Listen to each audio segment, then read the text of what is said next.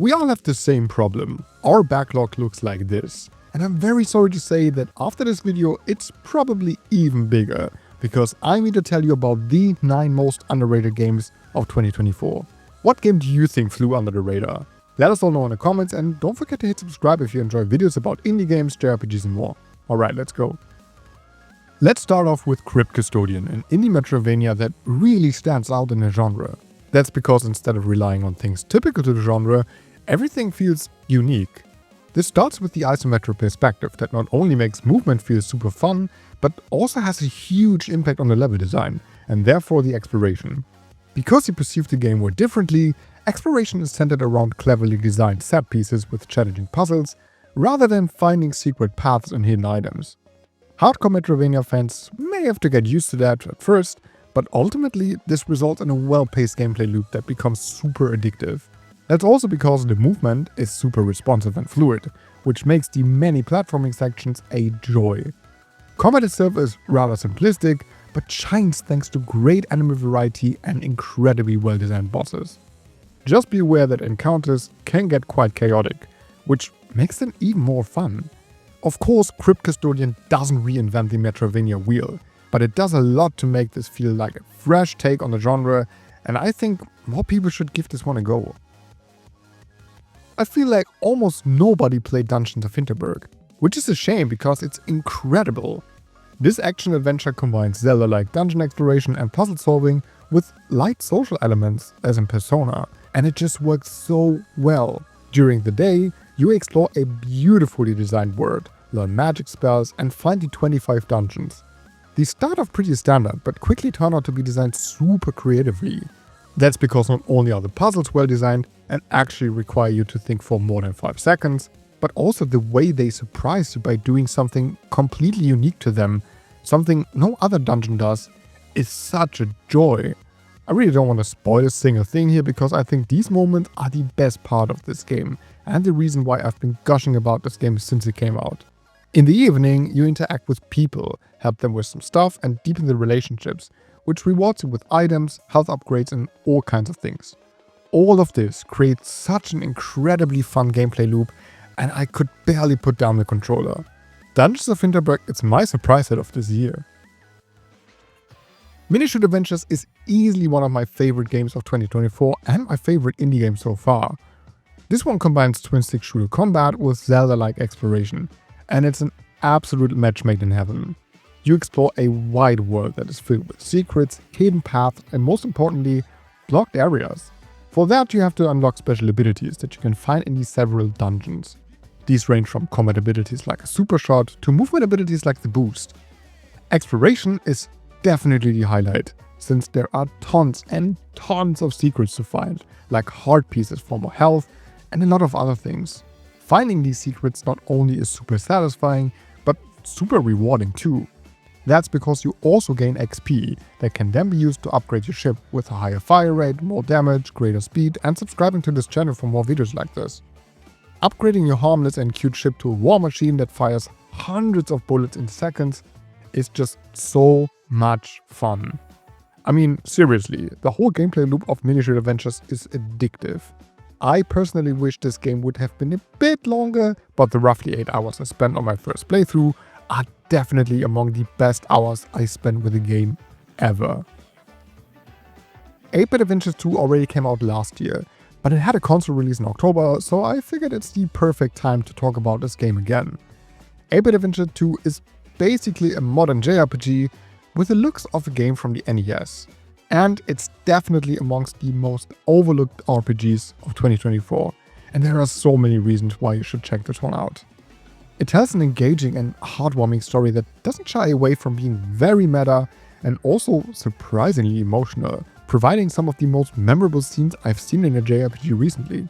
The fantastic writing and charming characters suck you in this vast fantasy world packed with brilliantly designed dungeons that are so much more than the standard corridor dungeons from other RPGs.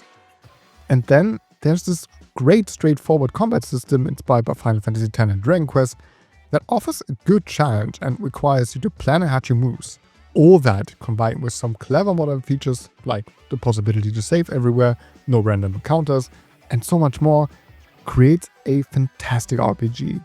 If you're looking for a nostalgic JRPG experience without the frustration of older games, you have to try 8-Bit Adventures 2. It doesn't get more charming than this. The third entry in the Cat Quest series is better than its predecessors in every single way, and that means it's an incredibly fun experience.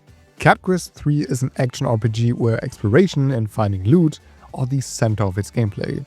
The beautiful world is packed with funny side quests, optional dungeons to explore, and unique items to find. Getting tons of equipment to increase your cat's strength is as simple as it is motivating and fun. That's also because this time around, weapons and armor come with unique effects that change how combat feels drastically. So getting a new unique sword is always exciting. Combat is mostly easy and simplistic, but there are some enemies with mechanics that are just really entertaining and add a lot to the overall charm of this game. There's a lot of replay value in this, and I can confidently say that it's one of the games that I had the most fun with this year, and that's thanks to the fantastically paced gameplay loop.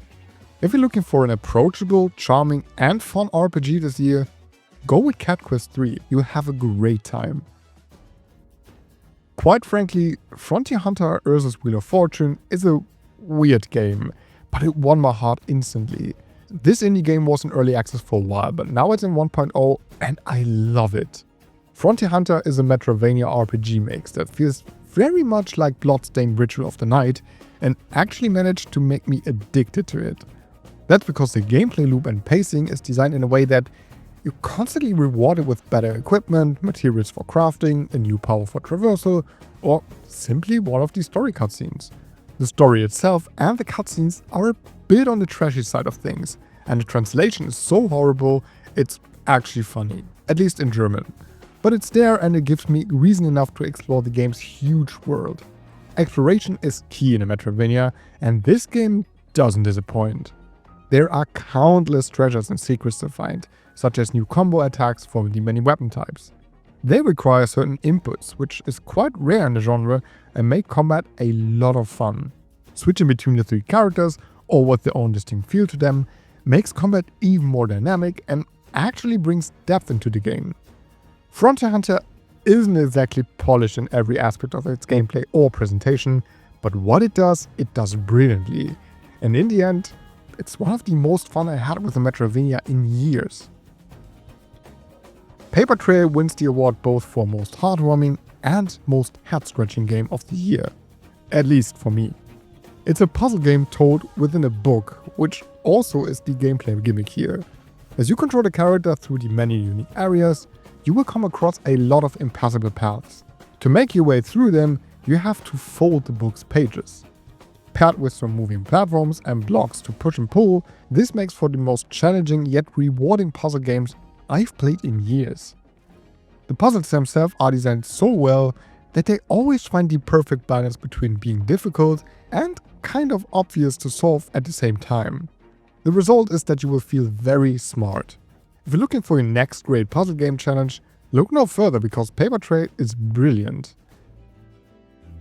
In March of 2024, I was completely addicted to Unicorn Overlord, and there are so many reasons for that. Most importantly, the gameplay.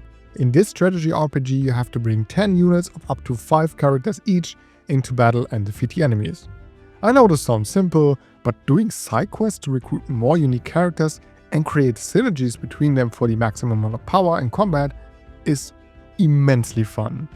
While the actual fight between two units works automatically, it's your party composition, equipment and skill set that determines if you win or lose. On top of that, you need to strategize your units on the battlefield, make use of their unique abilities, take care of the effects of the environment and so much more. And the feeling when you destroy all enemy units in no time because you spent a lot of time perfecting all of that is just the best feeling ever. Another reason I was so addicted is that there's just simply so much stuff to do, and personally I couldn't stop liberating all villages, doing all the side quests and arena fights. It was so much fun. The overarching story itself won't win any awards, but the 5 arcs all have the interesting and engaging moments. Honestly, I know this game sold over 1 million copies, which makes this a huge success, but I think it should get way more attention because it's actually fantastic. That's why I consider it kind of overlooked and underrated. Prince of Persia: The Lost Crown also sold around 1 million copies, but considering how incredibly good this game is, I feel like it's a crime that the sales aren't higher. And I can't believe I actually say this about a Ubisoft game. This Metroidvania has almost everything I love about the genre. Combat is fast, responsive, and feels super snappy, thanks to great movement abilities, extensive combos, and powerful special attacks. There's a great enemy variety, bosses are designed super well, and they actually offer a real challenge. The many distinct areas are a blast to explore, since all the movement abilities never stop being fun, and there are countless secrets to find.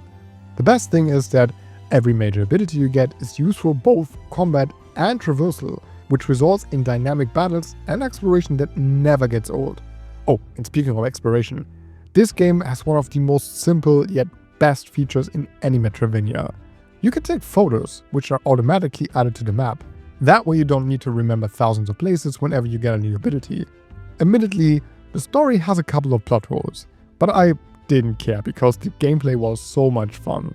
Prince of Persia: The Lost Crown is simply one of the best Metroidvanias I've ever played, and I think way too many people skip this awesome game. I highly recommend you give this one a go. I'm sure you won't regret it. Alright, that's it is the 9 most underrated games of 2024.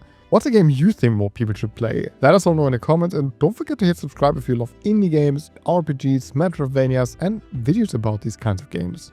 Alright, thanks for watching, have a great day, and I'll see you in the next video.